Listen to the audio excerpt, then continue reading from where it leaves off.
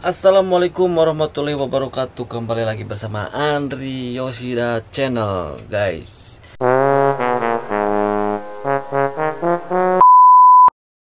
Selamat pagi, siang, sore, dan malam, tergantung kalian nontonnya kapan ya, guys. Aduh, ini rambut gua jelek banget ya. Ini habis dibotakin, guys. Pakai topi aja lah. Jadi di video kali ini gua mau berbagi cerita tentang bikin SIM di Jepang. Jadi bikin SIM di Jepang itu kayak gimana sih?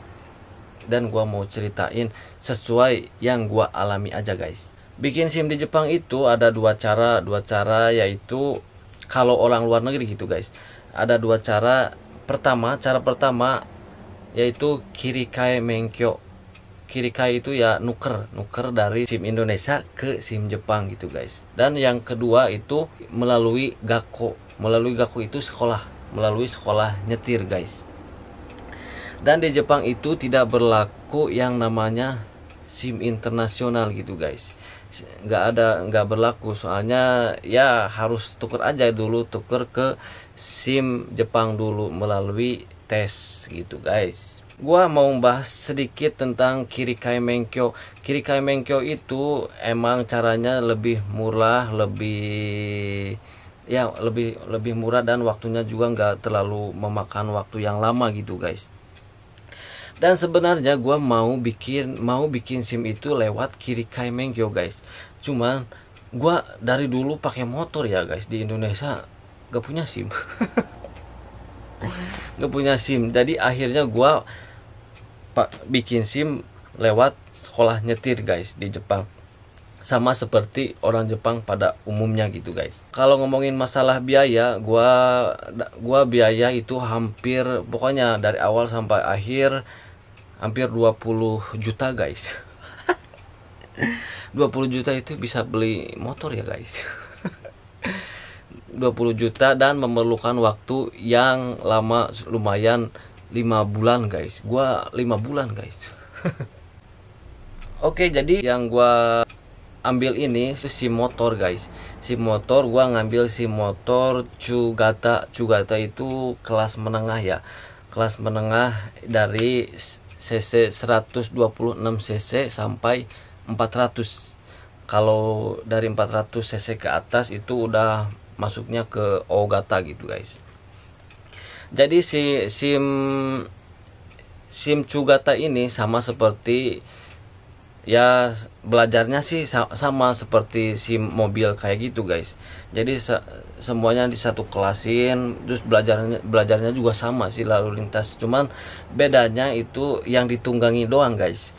Kalau mobil ya mobil sama motor gitu, bedanya itu doang, guys. Kalau masalah pelajaran mah sama aja gitu. Dan kalau ngomongin masalah waktu, kok bisa sampai 5 bulan gitu, guys. Jadi gua sebenarnya kalau standarnya itu kalau nggak ada keperluan apa-apa gitu, kalau nggak sambil kerja itu 2 bulan itu udah kelar, guys. Udah harus kelar 2 bulan. Tapi karena gua kerja gitu, guys, jadi si waktunya itu nggak ketemu gitu, guys. Schedule sama jadwal kerja itu gak ketemu, bentrok terus gitu. Jadi banyak yang kosong, banyak yang gak diisi gitu, guys. Makanya gua sampai 5 bulan gitu, guys. Lama banget. Capek, guys. Gua tiap hari kadang kerja gini ya. Kerja misalkan shift 1 nih, shift pagi. Gua shift pagi dari mulainya dari jam 6 sampai jam 2 siang. Nah, pulang kerja itu gua langsung pergi ke Jirosagakko gitu, guys. Jirosagakko. Terus pulang nanti jam 9 malam. Terus nanti kalau misalkan shift malam gua berangkat jam 10 malam mulai kerja ya. Terus pulang jam 6 pagi. Nah, pulang jam 6 pagi itu gua nggak langsung tidur. Pergi ke sekolah gitu, ke sekolah nyetir. Pokoknya capek banget gitu, guys. Belum mikirin rumah tangga, belum mikirin ini sekolah ini, terus belum kerjaan gitu guys. Pokoknya pusing banget gitu guys. Jadi di Jirosa Gakko ini, di sekolah nyetir ini ada dua macam gitu guys. Ya, praktek sama teori. Ada praktek itu Jitsugi, terus teori itu Gakka gitu guys. Ada praktek sama teori. Dan pas daftar itu gua nerima buku ya sebanyak kayak gini guys. Ini banyak banget nih. Ini ada ya, ini buat panduan naik motor. Terus ya ini kertas-kertas buat latihan gitu guys, latihan kayak gini guys. Terus ini buku, ini nama sekolahnya KB Jirosa Gakko. Terus ini apa gitu, ini udah berapa lagi, soalnya udah lupa guys. Ini soalnya ini dulu 3 tahun yang lalu guys, 2 tahun lah, 3 tahun kurang. Terus ini teorinya tuh, ini bahasanya keriting semua. Keriting semua, pusing.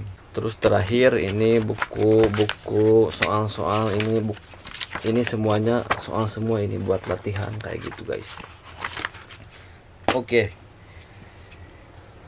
Itu buku yang gua terima gitu. Nah, Jitsugi ini gua mau ngebahas Jitsugi dulu ya, praktek dulu. Praktek hari pertama gua masuk, terus bener-bener dijelasin dari dasar banget gitu guys. Mulai dari ngebangunin motor, terus pengenalan komponen-komponen motor. Emang sih dari awal banget gitu guys. Ini gas, ini rem, ini kopling, ini ban. Ya, ini rem belakang, rem depan kayak gitu guys. Pokoknya awal banget gitu guys. Dan pakaiannya pun gitu harus baju panjang. Harus celana panjang, kaos kaki panjang, dan sepatu. Ini kaos kaki aja guys. Kaos kaki itu harus di atas, jadi si celana panjang itu dimasukin ke kaos kaki gitu guys, ngerti gak sih? jadi jangan sampai kelihatan kulit katanya guys. Pokoknya ini semuanya harus tertutup gitu guys. Pokoknya ribet banget. Tapi kalau masalah praktek gua nggak terlalu ini guys, gua nggak terlalu susah. Menurut gua nggak susah-susah amat sih, soalnya udah biasa kan. Dulu gua dari SMP gua naik motor guys sampai sekarang gitu, dan prakteknya nggak susah banget ya. Udah nggak apa-apa lah, mondai naik gitu kalau prakteknya. Nah ini ya yang gua pokoknya pusing banget. Ini masalah ini nih, masalah kayak gini nih ya, bukan masalah sih, teorinya itu benar-benar susah banget gitu guys. Dan si gurunya itu ngejelasinnya cepet banget, sementara kan gua orang luar gitu guys. Yang satu kelas itu orang ini semua, orang Jepang semua. Orang Jepang semua ngejelasinnya cepet banget. Gua ini baca kanji aja gitu, baca kanjinya nggak kebaca gitu guys, nggak kebaca. Terus artinya juga nggak tahu gitu guys. Jadi gua yang dijelasin sensei ini nih, terus gua sambil lihat kayak gitu guys. Jadi gua mau memahami apa yang dijelaskan itu memerlukan waktu lagi gitu guys. Pokoknya pusing gua. Jadi pulang dari sekolah nyetir, pulang ke rumah diulangi lagi, belajar lagi, terus belum kerja gitu. Terus ya kayak gitu berulang gitu. Pokoknya asli capek, liur, nyeri sirah pokoknya. Jadi kayak anak sekolah lagi gitu. Kayak anak sekolah lagi, belajar, buka buku di rumah, ngurusin rumah tangga gitu. Belum ada apa-apa, belum masalah, belum apa gitu guys di rumah tangga. Pokoknya pusing. Oke, dengan singkat waktu ya gua tes ya Jadi kalau misalkan belajarnya udah kelar di sekolah nyetir itu ada tes praktek gitu guys. Tes prakteknya di Dosagako itu, di sekolah nyetir itu guys. Jadi gua tes, kalau masalah prakteknya nggak apa-apa, lulus. Nah, yang Gakka ini, yang tes teorinya itu dilakukan di Menkyo Center, di pusat SIM gitu guys, Menkyo Center di pusat SIM. Terus ya gua tes teori gitu ke Menkyo Center. Soalnya itu ada 95 kalau nggak salah. Gua lupa lagi 95. Tapi ada beberapa soal yang poinnya 2 gitu guys. Jadi kalau jumlahnya itu poinnya 100 poin gitu guys. Dan kita itu harus bener 90% ke atas gitu guys. Kalau 90% ke bawah itu gak bisa guys, gak bakalan lulus. Dan soalnya bahasa Jepang semua. Sebenarnya sih sebelum tes itu ada tawaran, karena orang Menkyo Centernya itu tahu bahwa gua itu orang luar gitu. Jadi gua ditanya mau pakai bahasa Inggris apa mau pakai bahasa Jepang katanya. Sebenarnya ada beberapa bahasa gitu, ada bahasa Jepang, Cina, Korea, Inggris, ada 4 bahasa kayaknya kalau gak salah gitu, lupa lagi gua. Jadi gua bahasa Inggris gak bisa.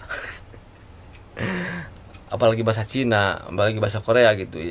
Sebenarnya gua lebih bisa bahasa Jepang gitu daripada bahasa Inggris.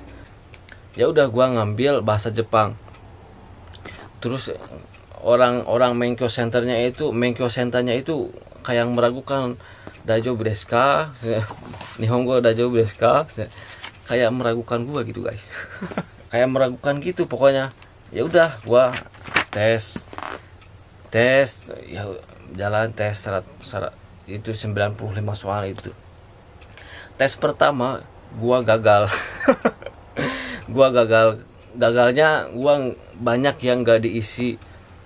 Jadi 95 soal itu harus kelar dalam waktu 50 menit. Gua gagal tes pertama, soalnya banyak yang gak diisi. Dan akhirnya gua pulang ke rumah sedih gua. Aduh.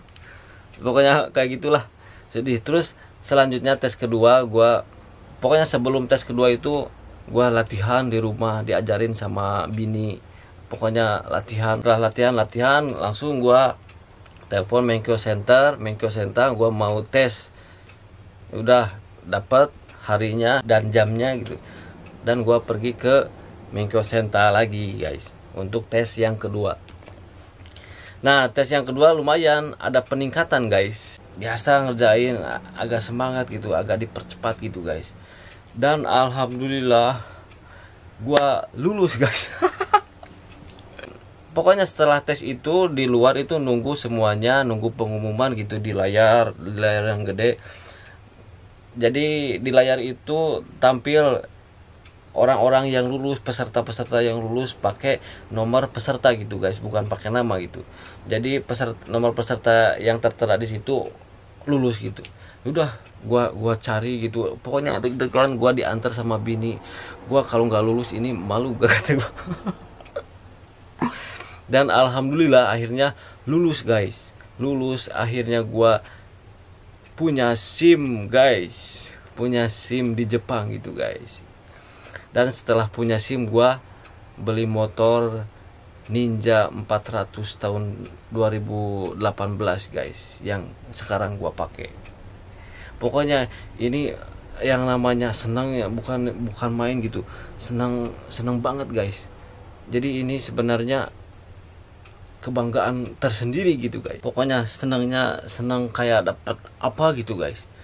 Soalnya gini guys, orang luar bisa lulus SIM sama seperti orang Jepang guys.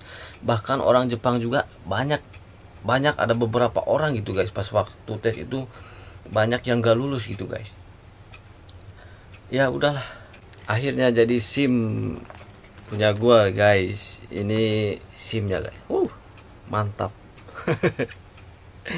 Dan ini sebenarnya mau 3 tahun guys, ini bentar lagi ini mau perpanjang guys, harus perpanjang. Oke, gitu aja guys pengalaman gua bikin SIM di Jepang. Dan sedikit saran buat kalian yang mau datang ke Jepang atau ada niatan tinggal di Jepang gitu guys. Meskipun gak ada niatan buat punya kendaraan di Jepang, kalau bisa sebenarnya kalau bisa ya harus punya SIM dulu di Indonesia guys. Soalnya di Jepang juga ada beberapa perusahaan, meskipun kita magang gitu guys, perusahaannya itu pengen kita punya SIM gitu guys, punya SIM kendaraan di Jepang gitu guys. Soalnya ada kejadian, bukan kejadian sih, ada temen gue yang dulu pas Kensusei, pas magang gitu, dia disuruh bikin SIM sama orang perusahaannya gitu, jadi dibiayain semua administrasinya. Pokoknya teman gue itu cuma ngejalanin doang gitu guys, sampai nerima SIM. Dan dia juga naik mobil kemana-mana gitu, pakai mobil perusahaan gitu guys, enak gitu guys. Jadi mungkin aja ada kesempatan kayak gitu guys. Lebih baik kita punya SIM Indonesia, pakai cara Kirikai Menkyo yang tukar itu guys. Oke, video kali ini gue akhiri sampai sekian aja guys. Semoga ini bermanfaat. Nggak tahu ya bermanfaat apa enggak ya. Assalamualaikum warahmatullahi wabarakatuh.